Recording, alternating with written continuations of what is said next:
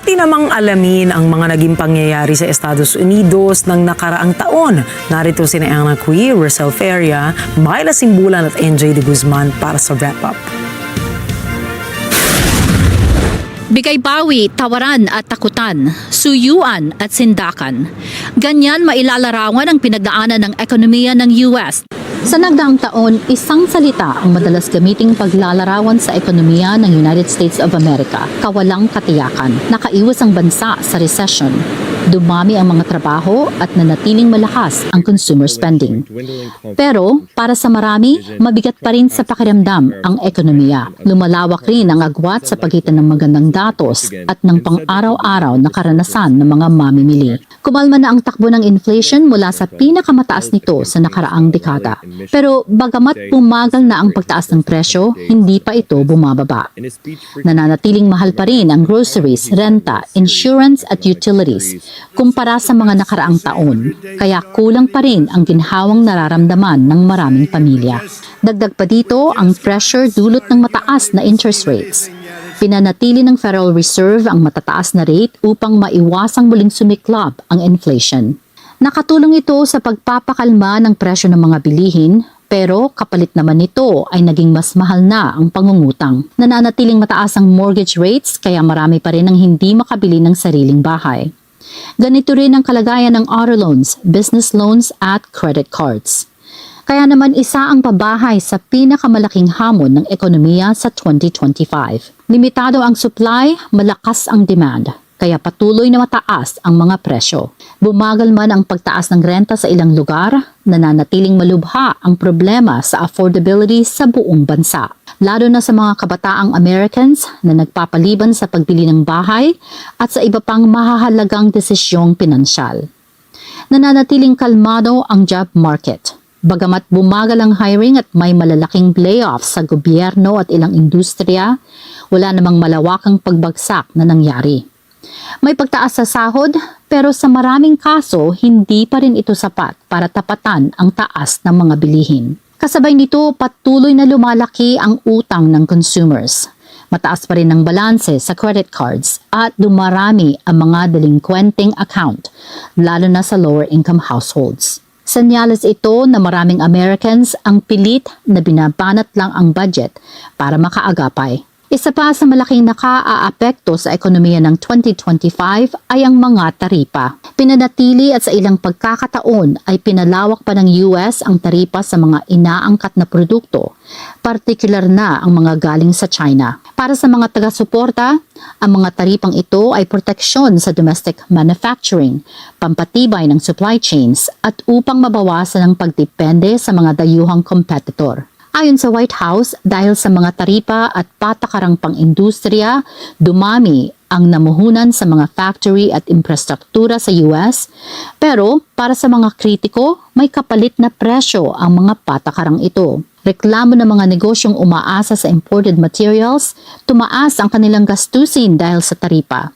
At ang dagdag presyo ay naipapasa sa mga mamimili. Ayon naman sa mga ekonomista, ang mga taripa ang dahilan kung bakit nagtaas ang presyo ng mga bilihin at nagpahirap sa laban ng Federal Reserve kontra inflation. Nagbabala ang mga retailer, automaker at manufacturer na kung magpapatuloy ang tensyon sa kalakalan, babagal ang paglago at mababawasan ang kompetisyon, lalo na kung gaganti ang mga global partners sa pamamagitan ng sarili nilang taripa. Para sa mga mamimili, madalas mararamdaman ang epekto ng taripa sa mga pang-araw-araw na pangangailangan mula pagkain at appliances hanggang electronics at auto parts.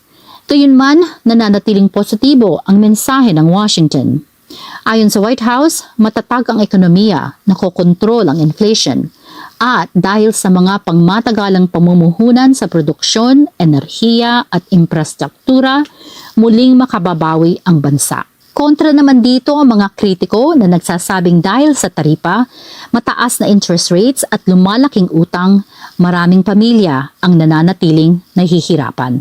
Pero kung may isang bagay na pinagkakaisahan ng mga ekonomista, iyan ay ang walang katiyakan sa hinaharap. Sa pagpasok ng 2026, nananatiling nakaanino sa ekonomiya ang mga gulo sa mundo, banta sa supply chains, mga away sa politika at mga desisyon sa kalakalan. Sa ngayon, masasabing tumatakbo ang ekonomiya pero mabagal. Kumakalma ang mga presyo pero mahal pa rin. Lumalaban pa rin ang mga consumer pero hindi paligtas. Sa pagtatapos ng unang taon ng Trump administration, nakaabang pa rin ang marami kung makakaluwag-luwag na ba sila sa mga gastusin. Gayunman, nanindigan ng Pangulo na pinakamaganda aniya sa mundo ang ekonomiya ng bansa ngayon. Sabay pangako na mararamdaman ito ng mga mamamayan sa kalagitnaan ng 2026. Puntahan natin ngayon ang ating kasamang si Rosel Feria sa Washington, D.C. para balikan ang naging napakainit na issue ng immigration sa bansa nitong 2025. Ako si Ana Cui mula sa Las Vegas, Nevada para sa Mata ng Agila International, Trusted, Connected, On Point. Salamat sa iyo, Ana. Matatanda ang kakasabit pa lang ng mga taga-Amerika ng kani-kanilang 2025 calendars, hinila na ni Pangulong Donald Trump ang welcome mat sa mga pasukan ng US. Maraming problema ng bansa ang isinisisi sa mga migrante at dahil sa pangako ng Pangulo na solusyonan ang mga ito, libo-libo sa kanila ang hinuli at idineport. Sa kanyang kampanya at pagkatapos ng inaugurasyon, nangako si Trump na linisan ang bansa sa tinawag niyang pinakamalalang kriminal na illegal immigrants. Nasaksihan sa bansa na sa ginawang pagsunod ng Immigration Police ng Pangulo, kilalang Immigration and Customs Enforcement Agents o ICE agents, libo-libong inosenteng mga migrante ang dinampot at idineport. Marami sa kanila ay legal status naman sa US, walang criminal record at ang iba ay American citizens pa. Bukod sa ICE agents, nagpadala ang Pangulo ng National Guard troops para magpatrol ng ilang malalaking lungsod. Karamihan ay pinatatakbo ng Democrat mayors. Ayon sa Pangulo, ang mga lungsod sa ilalim ng Democrats ay walang batas, balot ng krimen at lugar ng mararahas na mga protesta. Dahil sa pagpapatrol ng armadong mga sundalo sa lugar na tinitirhan ng mga migrante, marami ang nagsasabing takot silang mamuhay ngayon sa Amerika. Target ng deportation efforts ng Pangulo ang mga non-white minorities. At sa pagtatapos ng taon, nabaling ang atensyon ng administrasyon sa mga migrante mula sa Somalia. I don't want them in our country. Their country's no good for a reason. Their country stinks, and we don't want them in our country. I could say that about other countries too. We don't want them to hell. We have to rebuild our country. Dahil sa tirada ng Pangulo, lumabas ang mga akusasyon ng racism mula sa Deputy Executive Director ng Council on American Islamic Relations. Ayon kay Sulaiman Adan, may katapat ang mga salita ng Pangulo. Words like garbage being used by the President of the United States to describe immigrants, specifically Somali immigrants, are not political drama. This language has consequences, travels into our classrooms, our mosques, our workplaces, and our neighborhoods. It creates fear, it emboldens extremists, and it puts real people in danger. Ayon kay Adan, dahil sa mga pahayag ng Pangulo, takot ang bumabalot ngayon sa Somali community. Kabado ang mga taong lumabas ng mga bahay nila. Ayon kay Jamal Osman ng Minneapolis City Council, wala siyang maisagot sa kanyang anak tungkol sa mga pahayag ng Pangulo. The saddest part is that when my daughter asked me, why us? Why is he picking? Why is he, single us out? Why is he calling us garbage? How do you answer something like that? Ang nasabing takot ng Somalis ay umaabot din sa maraming migrant communities sa bansa. Regular na nagpapatrol ang ICE agents sa mga lugar kung saan nagtitipon ang day laborers para mag-abang ng trabaho. Madali ang mandampot. Sino man na mukhang galing sa ibang bansa ay tila target ng mga otoridad. Itong si dating ICE Field Director Darius Reeves na retirado na matapos ang 20 taon sa ahensya, anya nag-iba na ang focus ng ICE na dating sa kaligtasan ng publiko sa ngayoy konsiderasyong pangpolitika na. I thought we were going to be the most egregious of offenders. Now we're hitting a Home Depot and hoping that we find someone who's a day laborer who wasn't arrested for anything or any major crime. He just happens to enter the United States illegally, which is a misdemeanor at most. okay, why are we holding on to this person? Can we just paper him and then send him through his immigration process and we'll deal with him? Where's the game banger in all this? Hindi popular ang mga taktika ng ICE sa maraming Americans. Batay sa polls, kulang sa kalahati ang sang-ayon sa pagpapatakbo ngayon ng immigration sa bansa.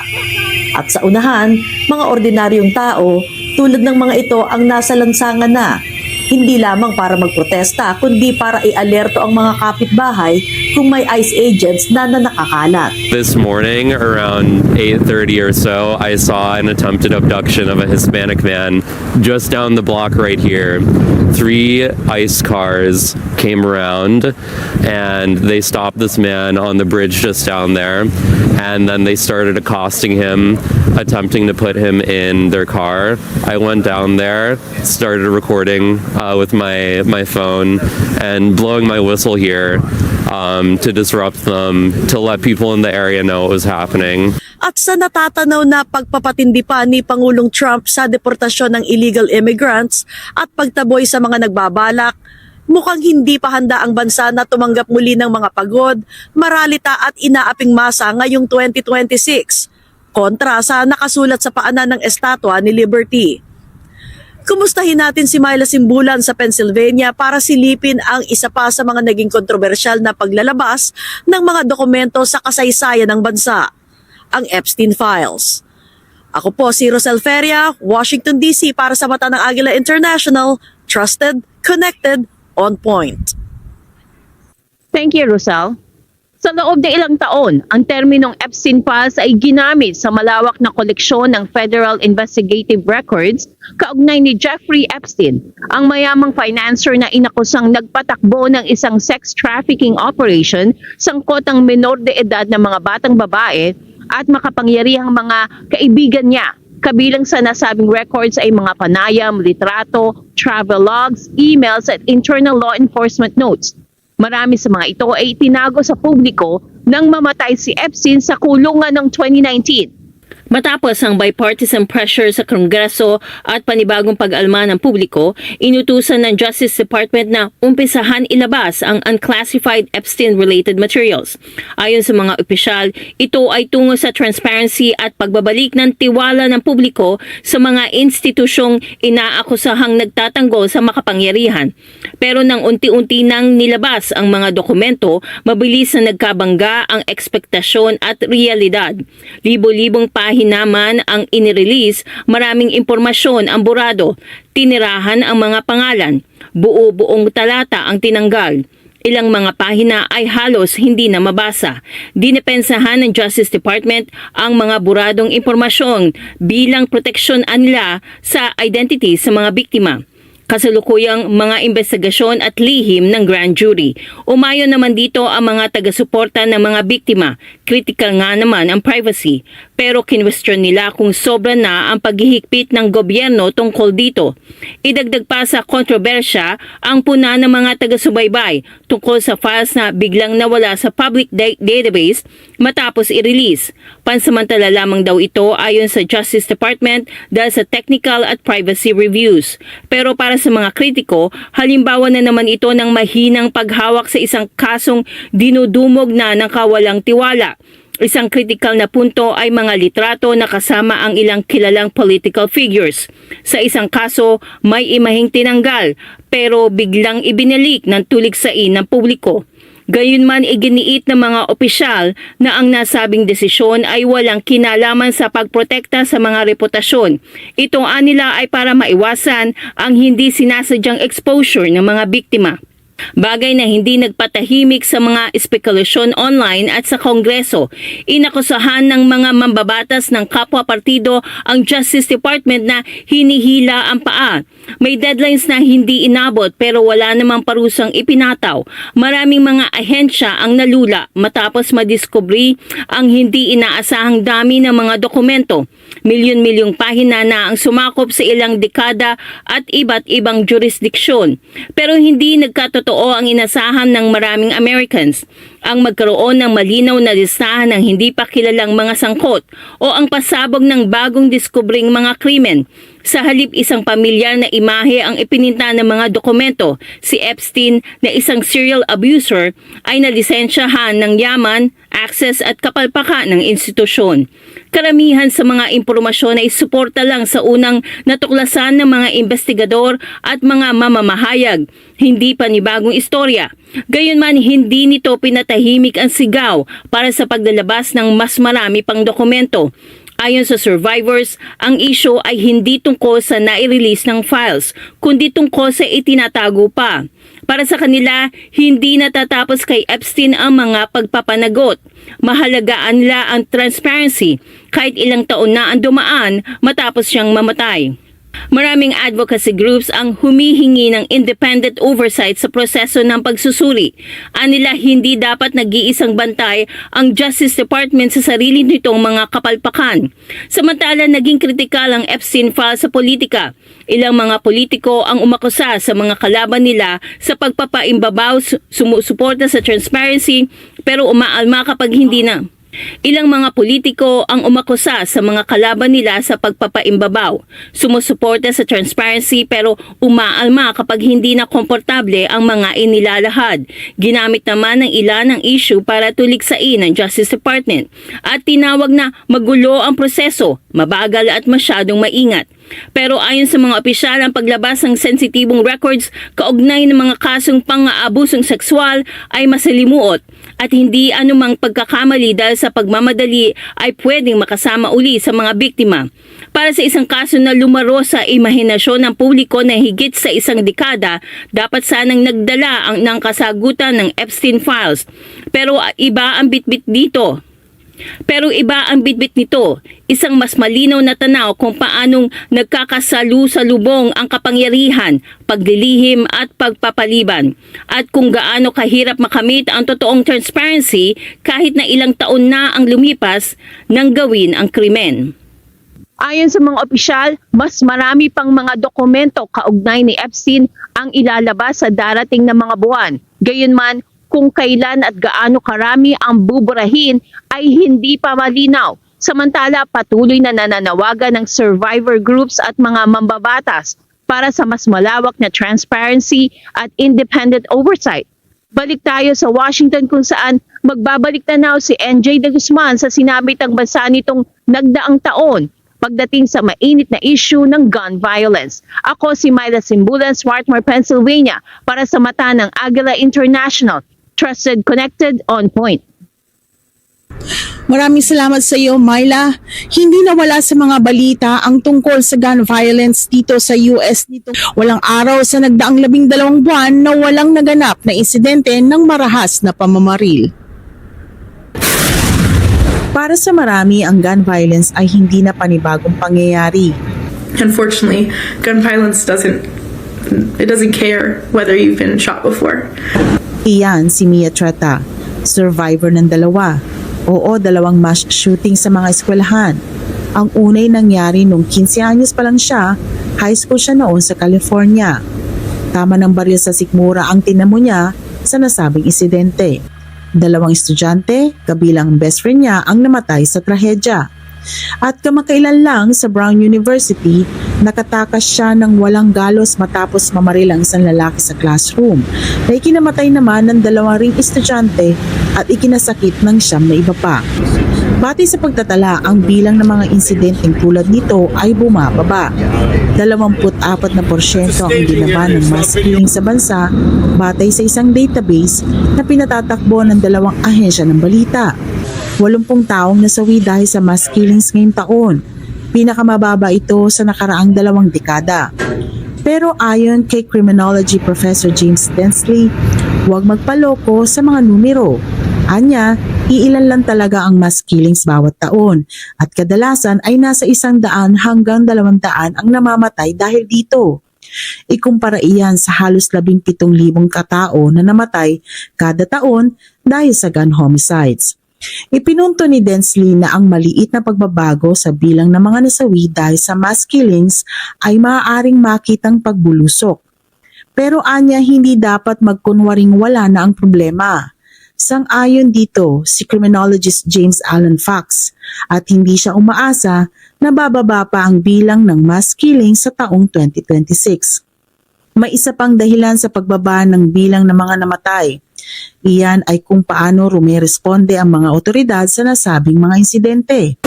Sa maraming pagkakataon nitong 2025, may mas magaling na trauma response na ang first responders at kayang kontrolin ang pagdurugo kaya nauuwi sa mas mataas na survival rate. Kadalasang mas kaunti ang bilang ng mga namatay sa mas malaking ospital kung saan mas maayos ang mga pasilidad. Gayunman, kahit na kumonte ang mga namatay nitong 2025 dahil sa pamamaril, sinabi ni survivor at ngayon gun control advocate Treta na takot pa rin ang mga tao sa ganitong uri ng karahasan. We should be able to walk down the street and feel safe. We should be able to go to class and not get shot. We should be able to go to the movie theater or anywhere we want without, not being able to return home that day. There are so many kitchen tables right now with a missing seat. Samantala, ayon sa Johns Hopkins University, isang public health epidemic, ang problema ng gun violence dito sa Amerika. Sa isang report, sinabi nitong ang mga epekto ng gun violence, direkta man o hindi, ay malaking pasakit para sa lipunan. Sa bansa, numero 1 dahilan ng pagkamatay ng mga bata ang pamamaril. Si Brown University shooting survivor Zoe Wiseman ay bahagi ng henerasyon ng mga kabataan na tinuruan kung paano tutugon sa mass shooting. And now there's more kids like myself who've been through 2 school shootings, and I think that's kind of just representative of the situation that the inaction of Congress has put us in. Ang nasabing kawalang aksyon ng Kongreso ay ikinadidismaya ni gun control advocate Treta. It feels like America's the only country that takes gun violence and shootings as a fact of life, and it doesn't have to be. Sa pagpasok ng 2026, tiyak na patuloy pa rin ang debate kung paano masusolusyonan ang gun violence sa bansa. Pero kasabay nito ay walang tigil ding pangamba ng mga mamamayan na hindi huhupa ang ganitong klaseng pamamaslang. Sa ngalan po ng Net25 USA team, anuman ang mangyari, narito kami na laging handang maghatid ng balita sa inyo. NJ De Guzman po, Washington DC para sa Mata ng Agila International, Trusted, Connected, On Point.